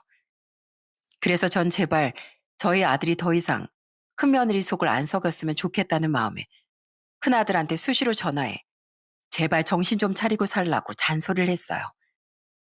하지만 큰아들은 매번 듣는 둥 마는 둥 하더라고요. 그런데 그렇게 인내심이 많고 착하던 저희 큰며느리도 더 이상 버티지 못하는 순간이 오게 됐습니다. 저희 큰아들이 지인한테 사기를 치는 바람에 징역 6개월을 살게 되었거든요. 더 이상 참지 못했던 저희 큰며느리가 저를 찾아와 울면서 이렇게 얘기하더군요. 어머님, 아버님, 저 이제 더 이상은 못 참겠어요.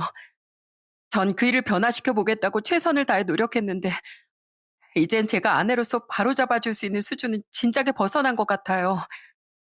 그래서 저 그이랑 이혼하려고요. 어차피 저희 사이에 애도 없으니까 그냥 여기서 끝내는 게 맞는 것 같아요. 그동안 어머님, 아버님이 저한테 정말 잘해주셨는데 이런 말씀 드려서 정말 죄송해요. 아휴, 우리한테 미안해할 거 하나도 없다. 우리야말로 착하디 착한 널 고생시켜서 너무 미안해 죽겠구나. 맨날 사고만 치던 우리 아들이 결혼한다길래 이젠 정신 차리고 제대로 살 줄 알았는데 결국에 이렇게 될 줄 알았으면 처음부터 너네 결혼을 반대할 걸 그랬다. 우리 아들 때문에 네 인생만 낭비하고 도대체 이게 뭐니? 아니에요, 어머님. 저 그래도 그동안 가족들이랑 지냈던 시간들 정말 즐겁고 행복했어요. 비록 이제 가족의 연은 끝나게 됐지만 그래도 그동안 지냈던 세월은 절대 못 잊을 거예요. 그날 저와 남편은 며느리와 같이 얼마나 울었는지 몰라요. 그렇게 저희 큰아들은 결혼 5년 만에 이혼을 당하고 교도소에 들어가게 되었습니다. 그때 저희 큰아들의 나이가 30대 중반이었어요.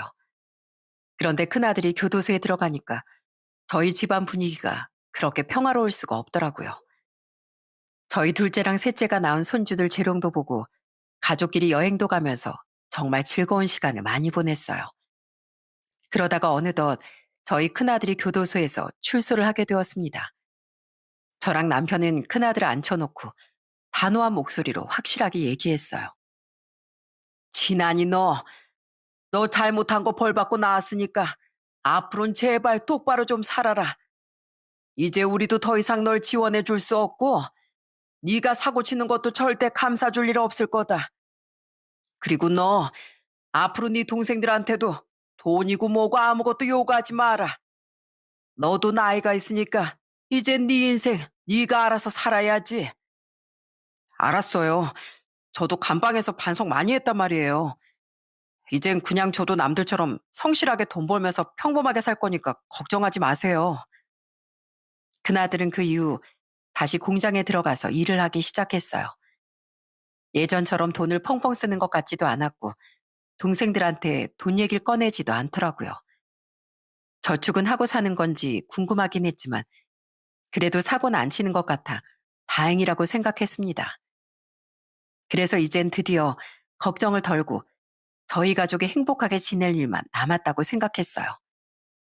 하지만 역시 세상은 그렇게 호락호락한 게 아니었더군요.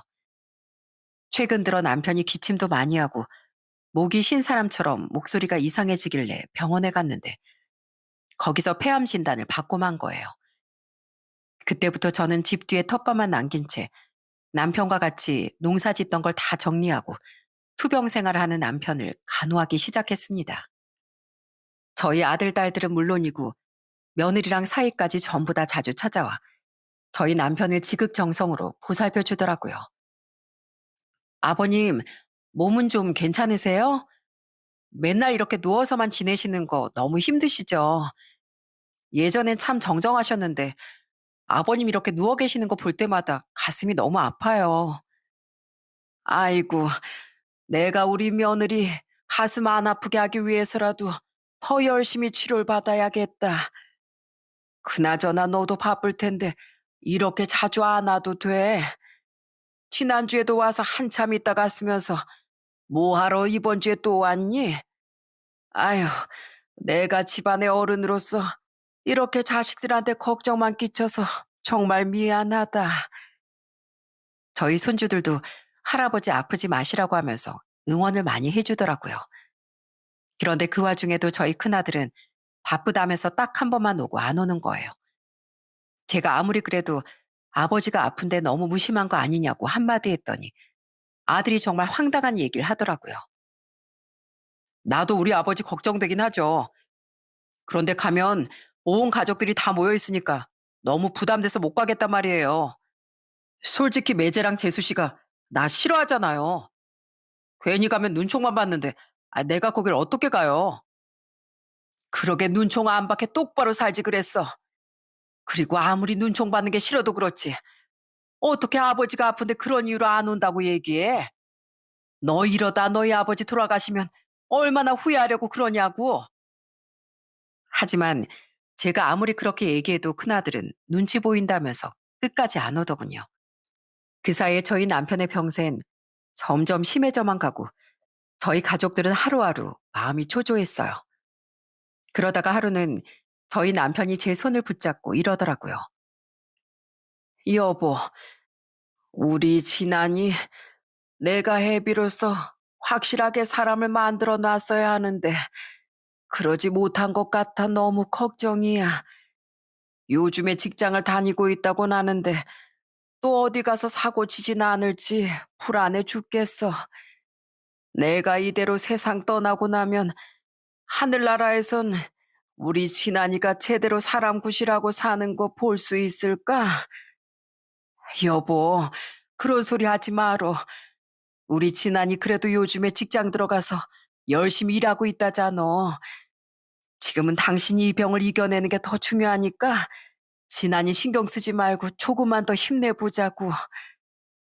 하지만 저희 남편은 병세가 너무 심해서 결국 투병 생활 10개월 만에 세상을 떠나고 말았어요.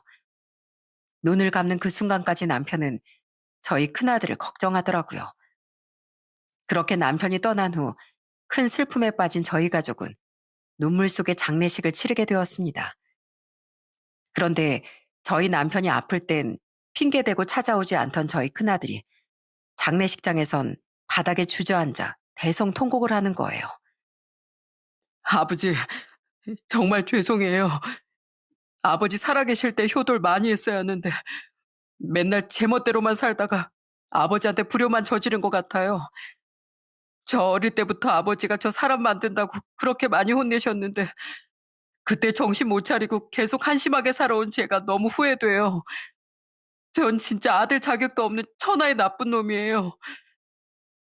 큰아들이 하도 시끄럽게 우니까 저희 작은아들이 큰아들을 부축해서 일으키려고 했는데 그 손까지 뿌리치면서 계속 울고불고 하더라고요. 이건 놔. 나 3일 밤낮을 아버지한테 무릎 꿇고 빌어도 부족하단 말이야. 나 우리 아버지한테 내가 그동안 잘못한 거 전부 다 사죄해야 하니까 당장 이거 놓으라고.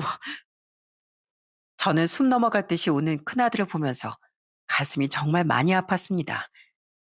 그런데 저희 큰아들은 정말로 반성이라도 한 건지 그 이후 예전과는 정말 달라진 모습을 보여주더군요. 항상 건들거리던 말투도 상냥해지고 저한테 안부 전화도 자주 하더라고요. 게다가 주말에도 저를 자주 찾아오는 거예요. 엄마, 요즘에 아버지 없어서 많이 쓸쓸하시죠? 그래도 내가 장남이니까 아버지 대신이라고 생각하고 앞으로는 저랑 맛있는 것도 자주 먹으러 가고 그래요. 엄마 요즘에 밥도 잘 안 드시는 것 같은데 든든하게 드셔야 기운도 나는 거잖아요. 아유, 네가 웬일로 내 걱정을 하니? 내가 살다 살다 네가 이렇게 상냥하게 말하는 걸 들어볼 줄은 꿈에도 몰랐구나. 제가 워낙에 이기적이고 못난 놈이라 그동안 엄마 속 많이 썩였지만 저 그래도 본성은 그렇게 나쁜 놈 아니에요. 그리고 엄마, 저 이번에 일도 다시 구했어요. 며칠 전에 월급도 받았으니까 오늘은 저랑 옷이라도 좀 사러 가요. 저희 큰아들은 진짜로 큰 결심을 했는지 가족들 다 같이 모였을 때 동생들한테도 이러더라고요. 얘들아, 나 더 이상 예전의 박진환이 아니야. 그동안은 너희들이 나 때문에 기분 나쁜 일도 많고 속도 많이 썩었지? 내가 장남으로서 동생들한테 모범을 보였어야 하는데 그동안은 그러지 못해서 정말 미안해. 그런데 나 진짜로 이제부턴 그렇게 한심하게 살지 않을 거야. 그러니까 너희들도 나 너무 미워만 하지 말고 한 번만 나 믿어주라. 어? 나도 다른 가족들처럼 너희들이랑 잘 지내고 싶어서 그래. 하지만 저희 애들은 큰아들의 말을 믿지 않았어요. 저 역시도 반신반의하긴 했지만 그래도 달라지려고 노력하는 모습이 보여서 좋았습니다. 적어도 하늘나라에 있는 저희 남편이 조금은 안심을 하고 있겠구나 하고 생각했어요. 그렇게 남편이 세상을 떠난 지 5개월쯤 됐을 때였어요. 주말에 저 혼자 집에 있었는데 갑자기 집 앞에 웬 차 한 대가 도착하더라고요. 그 차에서 내린 건 다름 아닌 저희 큰아들이었습니다. 그런데 큰아들 혼자 온 게 아니라 손에 작은 선물을 든 여자 한 명과 같이 왔더라고요. 제가 큰아들한테 갑자기 무슨 일이냐고 물어보니까 저한테 이러더군요. 엄마, 소개시켜 줄 사람이 있어서 같이 왔어요. 저랑 결혼할 여자예요. 사실 저희 아들이 사고를 많이 치긴 했어도 생긴 것만 보면 되게 순박하게 생겼거든요. 그래서 이혼남에 능력도 별로 없는데도 만나주는 여자가 있었나 봅니다. 둘이 갑자기 찾아오는 바람에 너무 당황스러웠지만 그래도 손님이 왔으니 일단 차부터 내주고 잠깐 얘기를 해봤어요. 아이고, 우리 진한이한테 만나는 여자가 있는 줄은 몰랐는데 이렇게 만나게 돼서 정말 반가워요. 그나저나 아가씨 무슨 일이에요? 아, 전 그냥 평범한 회사 다니고 있어요. 오빠랑 만난 지 7개월 정도 됐는데 저희도 이제 나이가 있으니 연애하면서 시간 질질 끌지 말고 하루빨리 결혼하는 게 나을 것 같아서요. 그래서 어머님한테 인사드리려고 이렇게 찾아온 거예요. 아휴, 미리 얘기를 하고 왔으면 내가 맛있는 거라도 해놨을 텐데 우리 집에 먹을 게 하나도 없어서 어떡하죠? 내가 지금 바로 시장에 가서 삼겹살이라도 사다가 구워줄 테니까 우리 아들이랑 잠깐 쉬고 있어 봐요. 에이, 그럼 저희가 고기 사러 갔다 올게요. 괜히 저희 때문에 어머님 피곤하시잖아요. 아니에요. 내가 우리 동네 맛있는 정육점을 알거든. 나가서 고기도 사오고 우리 집 뒤에 텃밭에서 상추랑 고추도 따올 테니까 조금만 기다려 봐요. 저는 이 상황이 너무 갑작스럽긴 했지만 그래도 저희 큰아들이 결혼할 여자까지 데려온 걸 보고 이제 진짜로 정신 차렸구나 하고 생각했습니다. 그래서 고기라도 구워주기 위해 시장에 가서 삼겹살을 사오고 집에 들어가기 전에 텃밭에서 상추랑 고추도 넉넉하게 땄어요. 그렇게 양손 바리바리 들고 다시 집에 들어가려고 하는데 갑자기 저희 집 창문 쪽에서 저희 아들과 예비 며느리가 대화하는 소리가 들리는 거예요. 사실 저희 집이 옛날 집이라 창문이랑 문이 유리문이 아니라 나무에 창호지 발라져 있는 문이라 방음이 잘 안 되거든요. 게다가 날씨가 더워서 창문을 조금 열어놨더니 둘이 대화하는 소리가 적나라하게 들리더라고요. 그런데 저는 둘이 대화하는 내용을 듣고 정말 기절초풍하는 줄 알았어요. 오빠, 오빠네 엄마 진짜 돈 있는 거 맞지? 그 노인네 노후 자금이 2억 원이나 있다고? 그렇다니까. 그러니까 우린 엄마 앞에서 최대한 잘하는 척 하면서 그 돈 받아내면 돼. 어차피 내가 장남인데 우리 엄마가 나 말고 누구한테 그 돈을 주겠어? 그래도 돌아가시기 전엔 안 주시지 않을까? 아까 보니까 오빠네 엄마 건강해 보이시던데 너무 오래 기다려야 되는 거 아니야? 그러니까 돌아가시기 전에 우리가 그 돈 꿀꺽 해야지. 내가 정신 차리고 남들처럼 똑바로 사는 것처럼 행동하면 분명히 우리 엄마가 그 돈 나한테 미리 주실 거야. 그래서 내가 몇 달 전부터 직장도 다시 다닌다고 거짓말하고 우리 엄마한테 되게 잘해드리고 있거든. 그러다가 회사에서 잘렸다고 하고 사업이라도 해보게 돈 좀 달라고 하면 돼. 내가 간절한 척하면서 눈물 한 방울 흘려주면 분명히 우리 엄마 한 번에 넘어갈걸? 사실 저희 남편이 세상을 떠나고 나서 남편의 사망보험금과 그동안 농사 지은 돈으로 저한테 2억 원 정도의 노후 자금이 있었거든요. 그런데 세상에 정신을 차린 줄 알았던 저희 큰아들이 뒤에서 절 속이면서 그 돈을 노리고 있을 줄은 꿈에도 몰랐습니다. 저는 순간 너무 화가 나서 그대로 방에 들어가 아들과 그 여자의 얼굴에 텃밭에서 딴 상추와 고추를 집어던져 버렸어요. 야, 너희들 지금 무슨 짓거리야? 다짜고짜 찾아와서 결혼한다고 하더니만 이것들이 내 노후 자금을 노리고 더러운 짓거리를 꾸며? 너희들 방금 얘기하는 거 내가 다 들었어. 아이 진짜 왜 상추랑 고추를 얼굴에 집어던지고 난리예요? 우리 그런 얘기한 적 없거든요? 없긴 뭐가 없어. 내가 아무리 나이 먹었어도 귀까지 먹어버린 줄 알아? 지난이 너, 네 아버지 장례식장에서 반성한다면서 그렇게 펑펑 울더니 그것도 다 연기였니? 이제 네 아버지 없으니까 나만 살살 구슬리면 된다 싶어서 그딴 연기까지 했던 거야. 그러자 아들이 인상을 팍 쓰면서 이러더군요. 참나, 그래요. 연기 좀 했어요. 엄마가 나보고 제발 정신 차리고 남들처럼 평범하게 직장 다니면서 살라면서요. 그래서 엄마가 원하는 모습 보여줬는데 그게 진짜든 가짜든 뭐가 중요해요? 그 모습 보고 기분 좋았으면 됐지. 뭘 더 바라냐고요?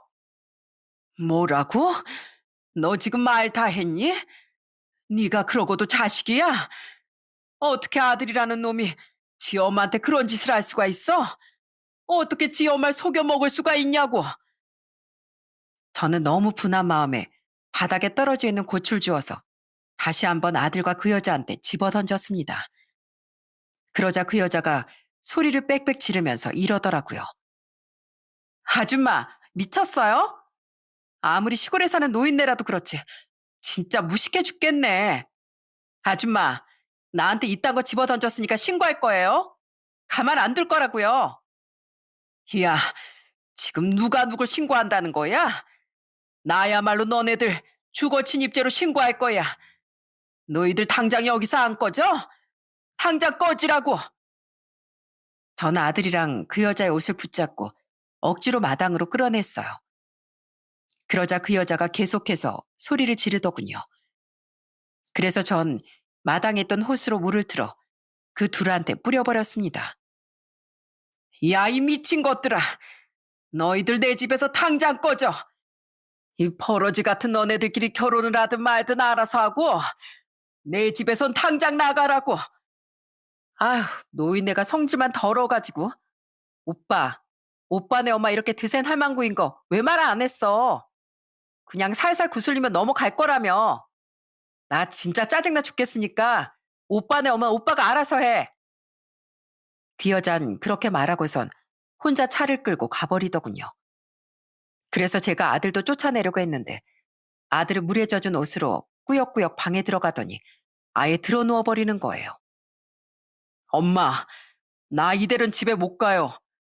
어차피 엄마가 내 계획 다 알아버렸으니까 엄마한테 그 돈 받기 전에 못 나간다고요. 제가 억지로 아들을 끌어내려고 했지만 건장한 아들을 힘으로 이길 수는 없었습니다. 결국 저는 너무 분한 마음에 저희 애들한테 전부 다 전화를 해서 이 상황을 얘기했어요.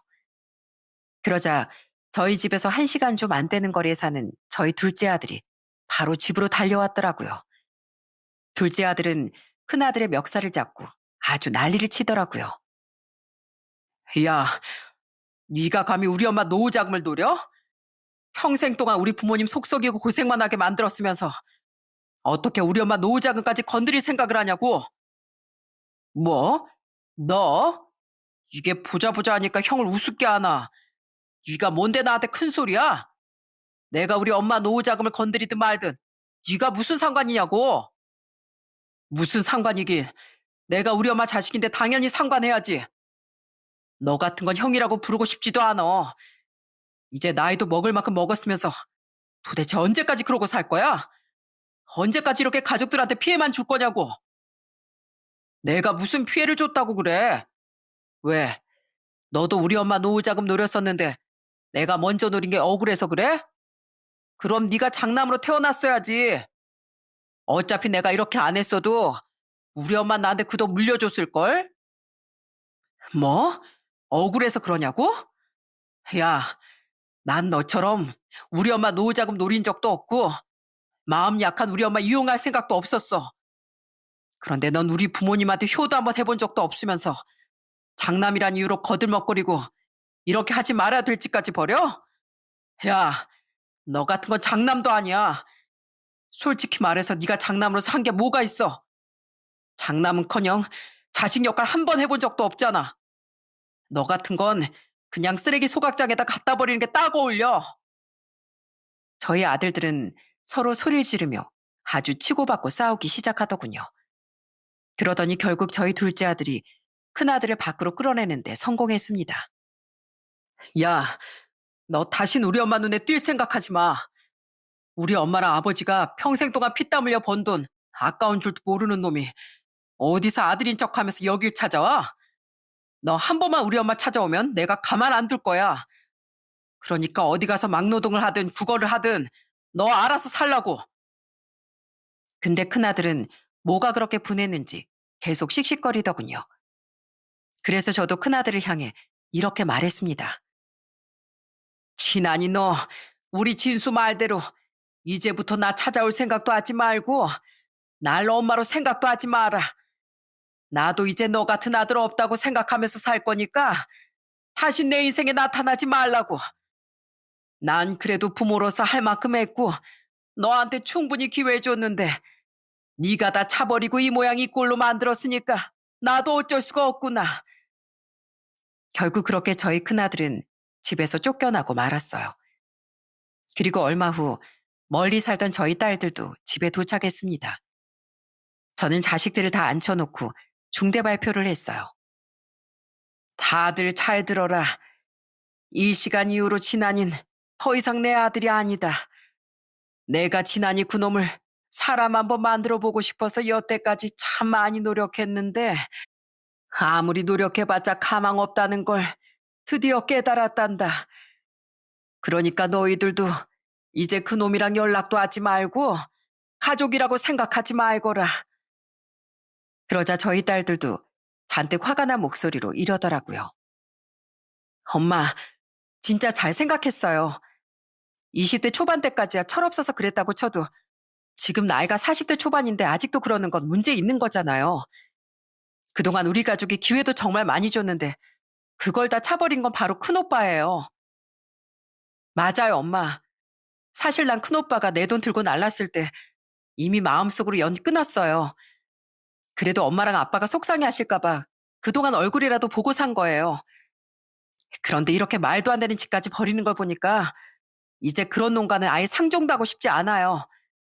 그러니까 이제 큰오빠 그놈은 우리 가족에서 퇴출시키자고요. 저희 딸들이 그렇게 얘기하니까 저희 며느리랑 사이도 한마디씩 하더라고요. 어머님, 오늘 일 때문에 많이 속상하시겠지만 앞으로 아주버님이랑 볼 일 없으니까 이제 마음 놓고 사세요. 혹시라도 아주버님이 연락하면 절대 받아주지 마시고요. 그래요, 장모님.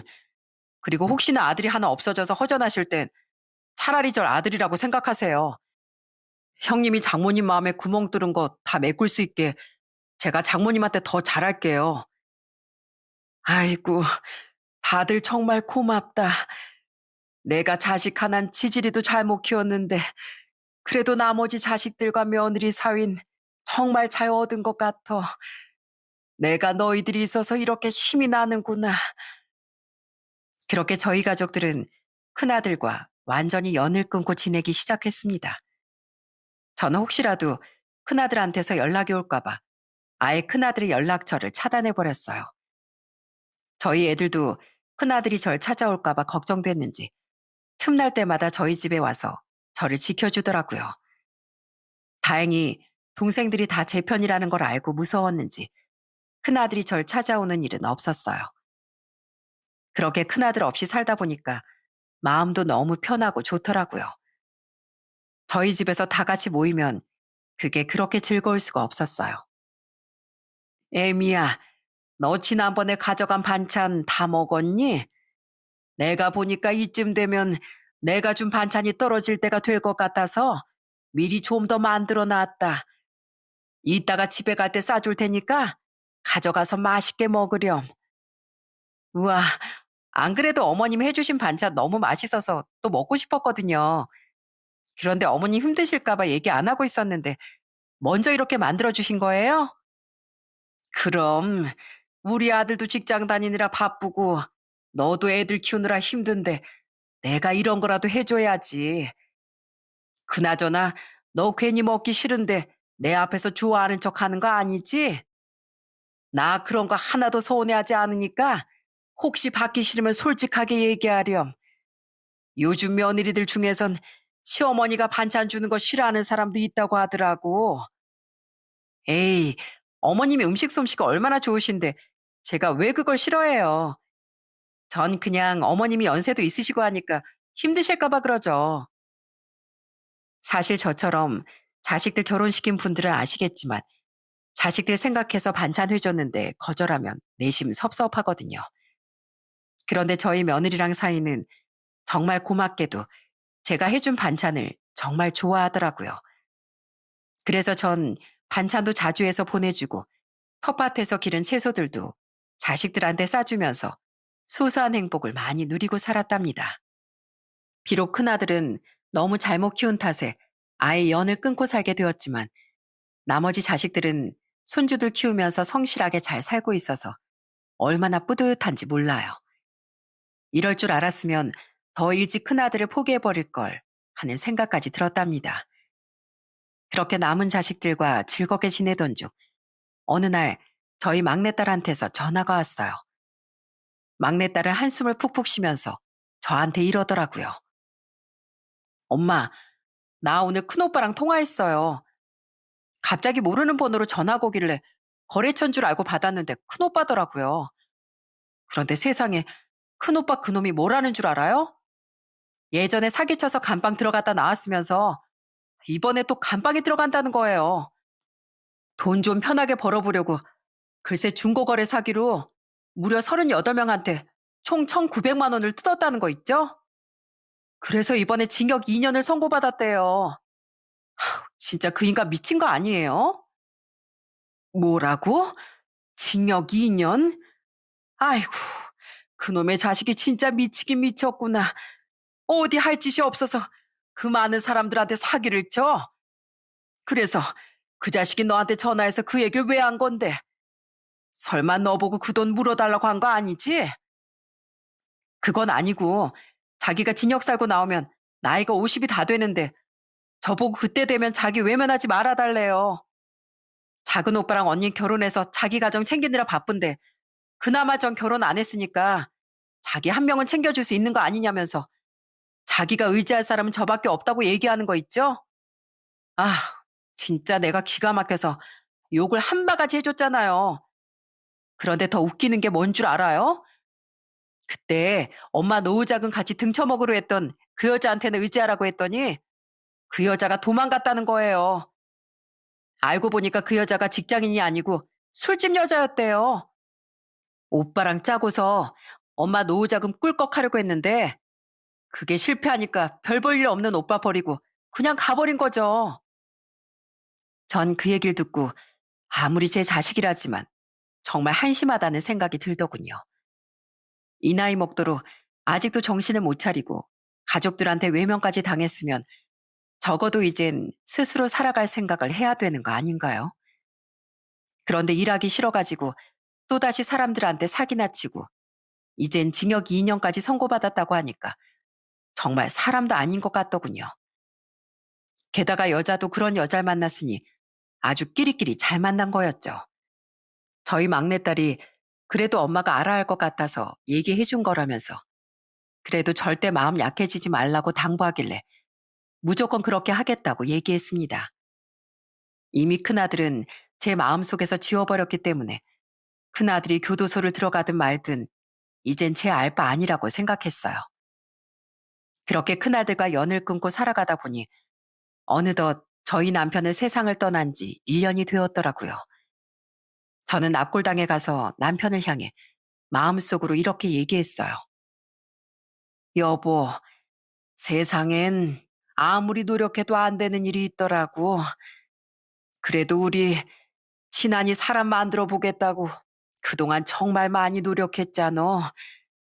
우린 부모로서 최선을 다한 거니까 아쉬워하지도 말고 후회하지도 마. 알았지? 제 말이 하늘나라에 있는 남편한테 전해졌는지 모르겠지만 부디 남편이던 아들 걱정하지 않고 편하게 지냈으면 좋겠다고 마음속으로 빌었습니다. 세상을 떠나는 그날까지 큰아들을 걱정하던 남편의 모습이 계속 눈에 밟혔거든요. 그렇게 시간이 흘러 어느덧 큰아들이 교도소를 출소할 때가 되었어요. 하지만 저희 가족들 모두 큰아들이 출소를 하든 말든 아예 연락을 안 하고 지내고 있습니다. 저희 막내딸은 큰아들이 또 연락하거나 찾아올까봐 아예 전화번호도 바꿔버리고 직장도 이직했어요. 저 역시도 만약에 큰아들이 저희 집에 찾아온다면 바로 경찰이라도 불러버릴 생각입니다.